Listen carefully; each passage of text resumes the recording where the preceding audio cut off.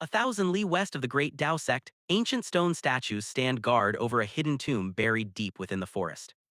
Yue Hongling navigates the overgrown path, knowing that according to his past life's memories, this site won't be discovered by the rest of the world for another month.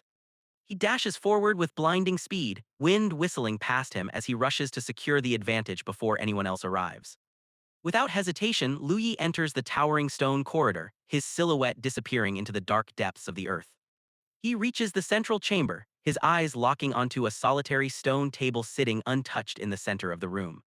There lie the treasures he desperately needs, the fragmented scroll of the 9 lives undying heavenly scripture and the perfect return-to-origin pill. Yue Hongling crouches in the dim tomb, clutching the manual with a victorious smirk. She gloats to the empty room, convinced that in this timeline she has finally beaten her senior brother to the ultimate treasure. But her triumph freezes instantly. Her eyes widen in shock as she flips the cover and realizes the contents feel wrong. She holds the book up to the light, revealing the humiliating truth. Instead of the divine scripture, the pages feature a crude drawing of a turtle and a mocking message telling the bitch she is simply too late. Exploding with rage, Yue Hongling hurls the worthless decoy to the ground. She screams into the shadows, cursing Lu Yi for playing her like a fool yet again. The tomb's hidden traps trigger instantly, firing beams of concentrated energy at the unsuspecting Empress. The sharp light slices through the air, shredding Yue Hongling's robes as she struggles to dodge the assault.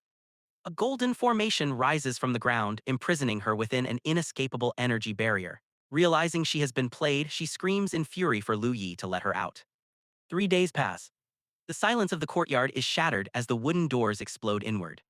Yue Hongling storms back into the picture, leading with a vicious high kick and screaming for Lu Yi to show himself.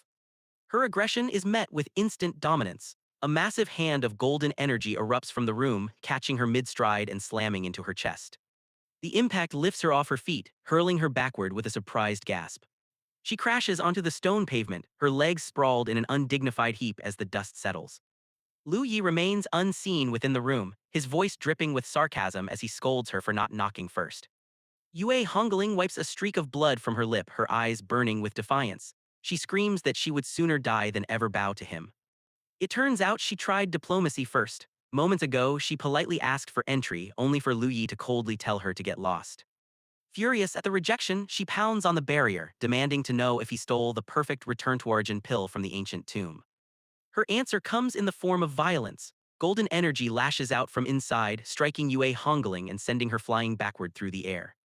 Yue Hongling weaves through a barrage of golden spikes, barely staying ahead of the destruction. Lu Yi's eye glows with menace as he interrogates her, convinced she swiped the perfect return-to-origin pill. She denies it with a furious shout, telling him to scram. Lu Yi taunts her, claiming she has the guts to steal the treasure but not the spine to admit it. Snapping, Yue Hongling lunges forward, screaming Lu Yi's name and swearing to fight him to the death. A massive blue spirit avatar crashes between them, halting the violence instantly with a wave of crushing pressure. Bai Qialan descends from the heavens in her snowy robes, sternly ordering Hongling to calm down. Yue Hongling looks up in shock, her aggression vanishing as she recognizes her master. Yue Hongling collapses on the floor, tears spilling from her eyes as she plays the victim. She cries out to her master, accusing Lu Yi of striking her down. Bai Qialan turns a stern gaze toward the back of the room, demanding an explanation for the violence against a junior sister. Lu Yi remains seated in meditation, looking down at them with absolute calm.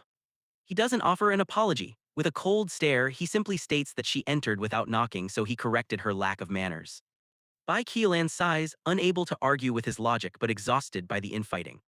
She drops the subject and turns to the weeping girl, asking what business brought Yue Hongling here in the first place. Yue Hongling immediately plays the victim, complaining to the master that Lu Yi is hoarding a perfect return-to-origin pill that he has no use for. Bai Qialan sides with her, urging Lu Yi to gift the treasure to his junior sister since his own natural aptitude is already exceptional. She promises to compensate him with other resources if he simply hands it over. Lu Yi sits unbothered on his bed and flatly refuses, stating that he needs the pill for his own cultivation. Yue Hongling explodes in anger, pointing a trembling finger at him. She shouts that his refusal is an insult, demanding to know if he thinks she is incapable of condensing a sacred core without his charity. Lu Yi lets out a weary sigh, completely ignoring her tantrum as he idly plays with a wisp of golden energy. Bai Qialan smiles with condescending warmth, praising Lu Yi as if he were an obedient pet finally falling into line.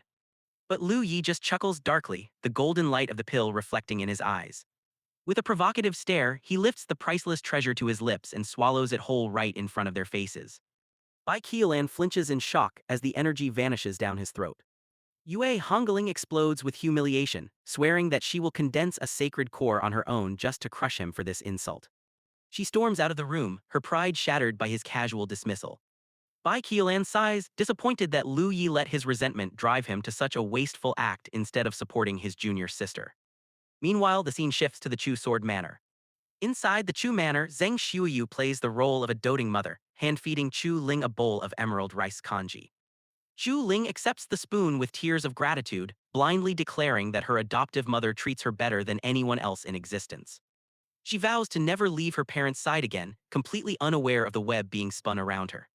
Zheng Xiuyu feigns curiosity, asking if she truly ranks higher than the girl's birth parents.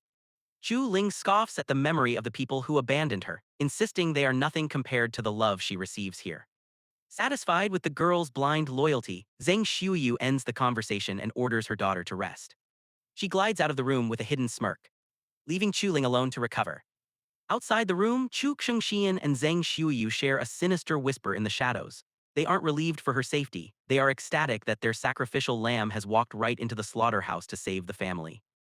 Inside, the effects of the drugged kanji hit instantly. Chu Ling clutches her head, her vision swimming as a sudden heavy wave of exhaustion crashes over her. Zheng Xiuyu watches with a cold, dismissive smile, urging her daughter to stop fighting the fatigue and just drift away. Chu Ling's resistance crumbles and she collapses onto the silk sheets. She realizes too late that this isn't normal tiredness, the drowsiness is overwhelming and unnatural. She falls into a deep, drug-induced coma, leaving her completely vulnerable to the family she trusted. As her consciousness fades, she instinctively tries to circulate the Great Slaughter Sword scripture to find the source of the attack, but it is already too late. A strange, numbing heat floods Chu Ling's limbs, pinning her to the mattress as purple fumes rise from her skin. Panic sets in as she realizes the terrifying truth: the emerald rice congee was laced with a potent toxin. Betrayal cuts deeper than the poison. She struggles to comprehend why her own mother would feed her such a treacherous meal with a smile. A heavy knock shatters the silence, followed by a voice testing to see if the drugs have done their work. Helpless and paralyzed, Chu Ling can only watch in horror as the lock slides open. The door flies open and her brother Chu Shifai sheds his act of frailty along with his robe, pouncing on her with a predatory hunger. Zheng Xiuyu stands outside the chamber, her voice cold and unfeeling. She confirms the poison has fully paralyzed her daughter, the preparations are complete.